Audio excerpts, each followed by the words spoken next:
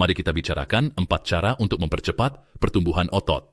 Sekarang, Anda memiliki sekitar 650 otot di tubuh Anda, dan saya terutama membahas otot rangka, bukan otot-otot lainnya. Namun tujuan otot adalah menciptakan gerakan, membantu postur, bahkan membantu metabolisme Anda.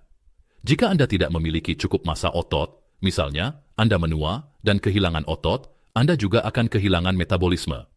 Di otot Anda terdapat banyak mitokondria yang membantu membakar lemak, dan otot juga membantu memompa sistem limfatik. Jadi, jika Anda tidak banyak bergerak, Anda tidak akan memompa getah bening ke seluruh tubuh. Sekarang, ada 2 cara yang tidak mengejutkan untuk meningkatkan pertumbuhan otot. Anda sudah tahu ini. Latihan intensitas tinggi dan konsumsi protein. Anda tidak akan membesarkan otot dengan burger vegan. Oke? Atau burger berbahan nabati. Itu tidak akan terjadi. Anda membutuhkan sumber protein terbaik, yaitu protein hewani. Steak dan telur berada di urutan teratas. Sekarang, berapa banyak protein yang Anda butuhkan adalah antara 0,8 hingga 1,5 gram protein per kilogram berat. Apa yang saya maksud dengan kilogram berat? Saya berbicara tentang kilogram berat badan tanpa lemak. Lean body mass. Jadi jika Anda bertubuh besar dan memiliki banyak lemak, Anda harus melakukan perhitungan ini berdasarkan massa tubuh tanpa lemak, dan saya akan menaruh tautan di bawah untuk membantu Anda menghitungnya. Sekarang, jika Anda tidak memakai kilogram dan lebih suka pon, ada rumus berbeda untuk itu. Saya akan menaruhnya di bawah. Saat membicarakan gram protein, kita bukan membicarakan berat sebenarnya dari sebuah steak. Misalnya, kita membicarakan jumlah protein di dalam steak tersebut. Misalnya, jika kita berbicara dalam satuan pon dan berat badan tanpa lemak, Anda sekitar 185 pon, itu kira-kira setara dengan 84 kg. Baik, jika kita lakukan perhitungan pada 0,8 gram, saya cukup mengalihkannya dengan 84 dan hasilnya 67 gram. Lalu jika kita melihat kisaran atas, 1,5 gram, dan kita lakukan perhitungan itu, kita berbicara antara 67 gram protein hingga 126 gram protein.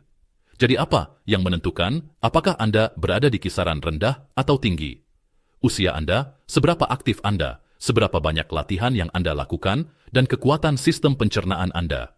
Misalnya, jika Anda berusia 95 tahun, Anda mungkin tidak akan berada di jumlah protein tertinggi dibandingkan jika Anda seorang atlet berusia 20 tahun, dan beberapa orang bahkan mungkin perlu naik hingga 2 gram protein per kilogram massa tubuh tanpa lemak.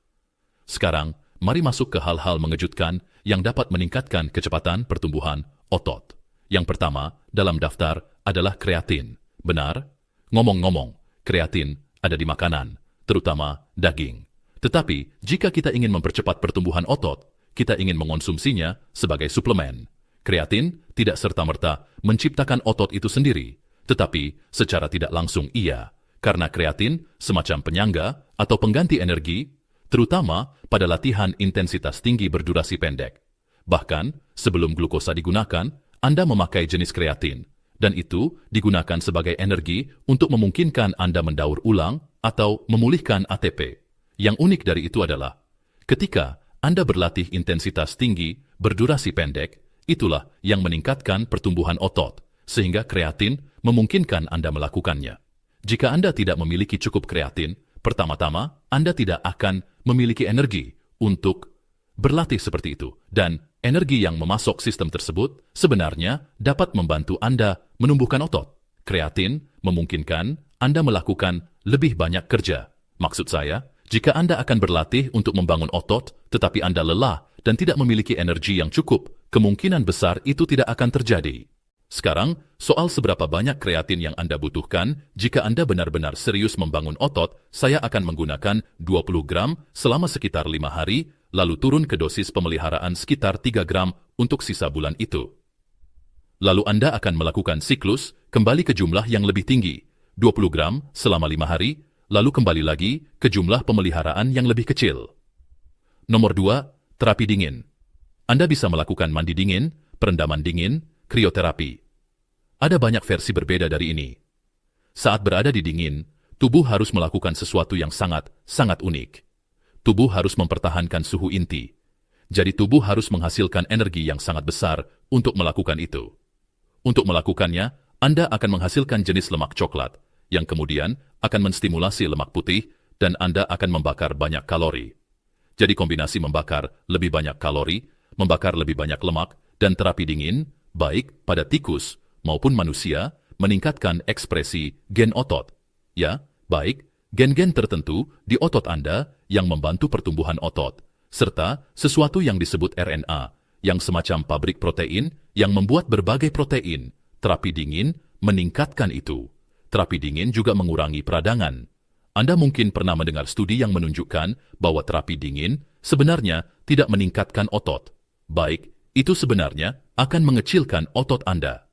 Itu benar pada awalnya, tetapi pada fase pemulihan, terapi dingin akan meningkatkan ukuran otot.